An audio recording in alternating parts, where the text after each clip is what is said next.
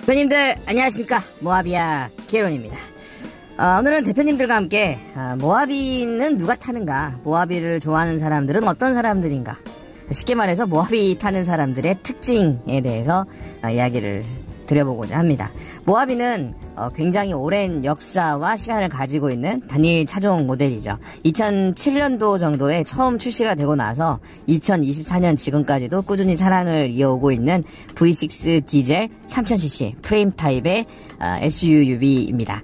모하비 차량 가격이 처음 출시됐을 때 저렴한 모델 트림 같은 경우는 4천만원 중후반에서 지금 판매되고 있는 그래비티 모델 같은 경우는 6천만원까지 가격이 형성되어 있는 고급 SUV입니다. 국산차 기준으로 이렇게 비싼 차량 같은 경우는 현대 펠리세이드나 기아 카니발 같은 것들이 있을 수 있겠고, SUV 중에서는 가격대가 조금 높은 편에 속하죠. 하지만 비슷한 힘과 마력 그리고 플랫폼을 가지고 있는 수입 차량과 비교해보면 모하비는 70% 최대 50% 정도 저렴한 가격을 가지고 있습니다. 이 모하비 차량 같은 경우는 서울 수도권에서도 간간히 많이 볼 수 있지만 오히려 더 많이 보이는 곳이 어디냐면 시골입니다. 지방에 특히 모하비 타시는 오너분들이 많으십니다. 연령대는 50대 정도, 남성분들이 특히 많으시죠. 모하비를 타는 가장 큰 이유에 대해서 말씀을 드리면 이 지방에서 모하비를 탄다라고 했을 때의 가정입니다.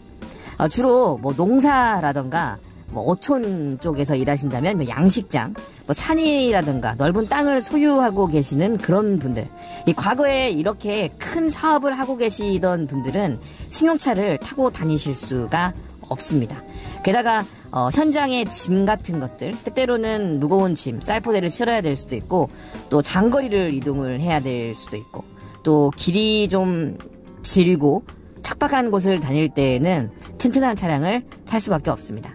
이런 분들은 크게 대농이시거나 큰 규모의 농업, 사업 같은 것들을 하시는 분들인데, 이런 분들은 자동차에 신경을 많이 쓰실 수가 없습니다. 시간이 돈이기 때문이죠.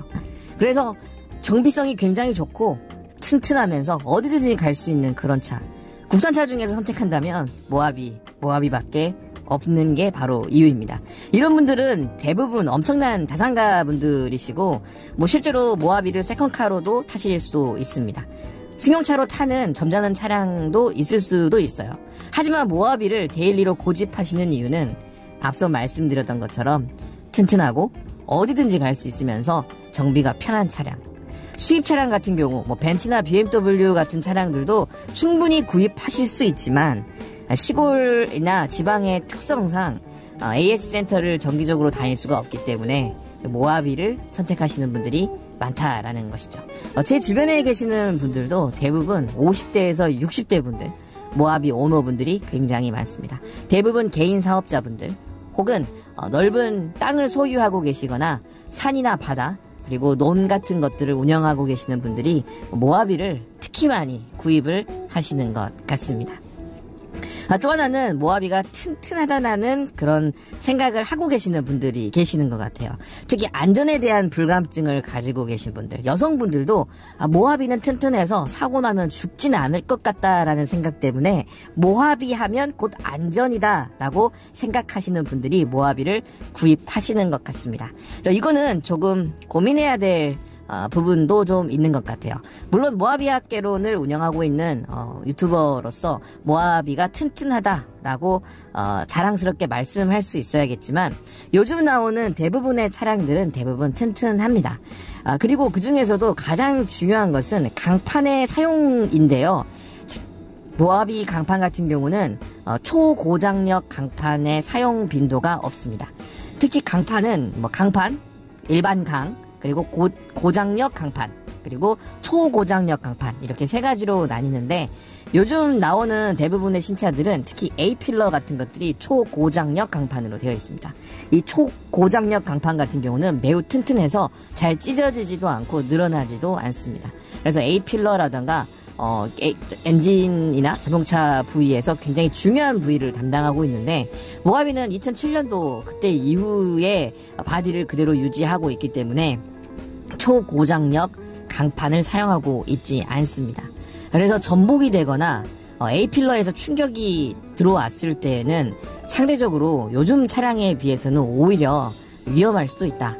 하지만 모하비는 프레임 타입이기 때문에 정면이나 후면 충돌, 측면 충돌 같은 데에서는 굉장히 높은 안정성을 자랑을 합니다.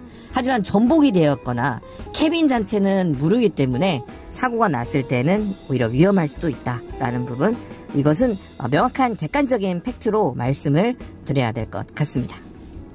만약에 이 두 가지 유형이 아니고 단순히 모하비가 디자인이 예뻐서 구입하셨던 분들이라고 한다면 쉽게 모하비에 실증이 나거나 모하비에 적응하지 못하시는 경우가 많습니다. 모하비가 사용 환경 때문에 너무나 필요한 차량이라서 구입하시는 첫 번째 경우, 그리고 안전하다는 이유 때문에 구입하시는 두 번째 경우가 모하비를 선택하는 가장 큰 이유이지 않을까. 만약에 그렇지 않다고 한다면 이렇게 승차감도 좋지 않고 편의성도 많이 떨어지면서 가격만 비싼 그런 뚱뚱하고 무거운 SUV라는 생각밖에 들 수 없겠죠. 모하비 타시는 분들은 연비가 중요하지 않습니다. 3000cc 디젤이 주는 안정감과 부드러움, 정숙함, 프레임 타입에 아주 정말 뛰어난 내구성, 하중, 적재량, 그리고 얼마든지 카라반 같은 견인력을 충분히 가지고 있다는 것들이 모하비의 가장 큰 매력이자 장점인 것이죠. 서울 시내에서 모하비를 그냥 승용차로만 타신다고 한다면 이건 마치 지리산 반달곰이 동물원에 갇혀 있는 것과 같다라고 볼 수도 있습니다. 모하비는 장거리, 고속도로, 그리고 험로 이런 곳들을 충분히 다닐 때 그때 모하비의 능력을 100% 경험할 수 있는 거지 않을까라는 생각이 듭니다. 대표님들의 모하비 주행 환경은 어떻게 되시나요? 단순히 시내 출퇴근용이신가요? 장거리 주행용이신가요? 아니면 제가 아까 말씀드렸던 것처럼 지방에서 산이나 논, 어업 같은 것들을 하고 계시는데 모하비가 업무용과 그리고 데일리용으로도 굉장히 충분히 필요성이 있어서 타고 다니시는 것인지, 아니면 정말 가족들을 사랑하고 내 안전을 위해서 모하비를 타고 계시는 것인지, 모하비 오너분들이 모하비를 선택한 이유 한번 댓글로 남겨주시면 감사하겠습니다. 지금까지 모하비야 깨론이었습니다.